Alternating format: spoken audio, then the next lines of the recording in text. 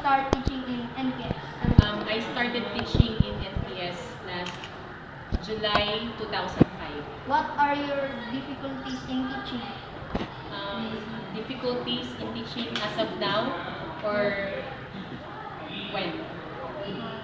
Is it last year or probably first year of teaching? During my first year of teaching is actually it's the discipline of the pupils, because I'm not used to handling with those kind of pupils, with this kind of pupils, which is actually all boys.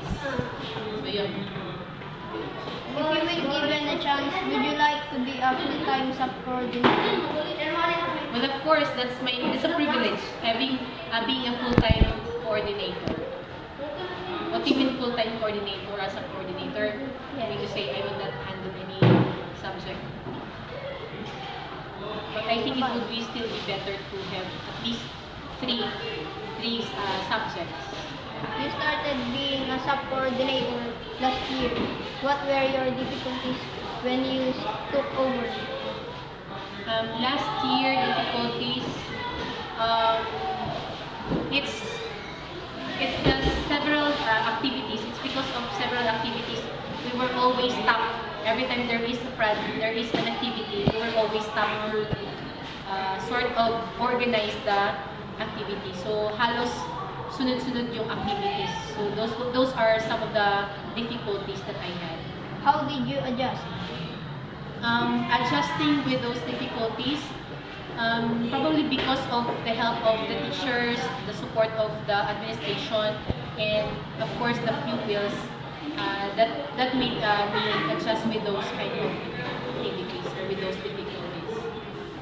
Now that you are on your second year of being the sub-coordinator, what are the joys that you encounter? Probably because of the activities, say for example, the election of SEO officers was moved to March. So instead of having several activities for June, because before we had activities during on the month of June, we have activities like SEO election, the campaign, the club campaign. So several activities were made. But this time, it was moved to March. So medyo magaan na siya. And then I'm already used to it. We already have the parang program with it, yung mga things needed. So meron ako ng ganun. So mas madali na siyang organize. What are your plans for that? Plans for? The pupil.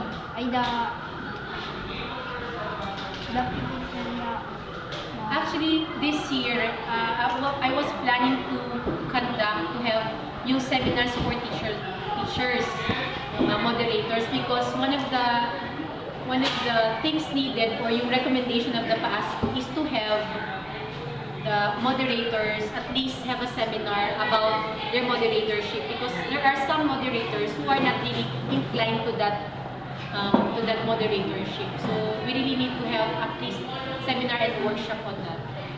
What made you give up being an advisor in grade 3, say San Lorenzo Ruiz, and chose to be an advisor in grade 5 class?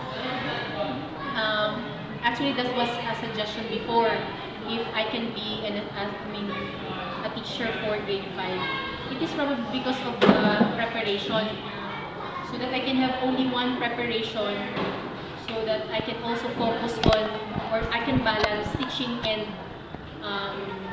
being the sub-coordinator. So I'd rather choose this activity. Kasi even yung grade 3, when I was in grade 3, when I was a grade 3 advisor, grade 3 classes have several activities like Holy First Communion and others. What are your plans for this school year, 2011 and 2012? Ayun. So we have, at this point, we are going to purchase now yung equipment needed and other materials needed for every club. So that is by request. So to provide them equipment, and then yun nga, one of the PASCO recommendation, which is to have at least seminar workshop for the club moderators. How do you plan to implement them?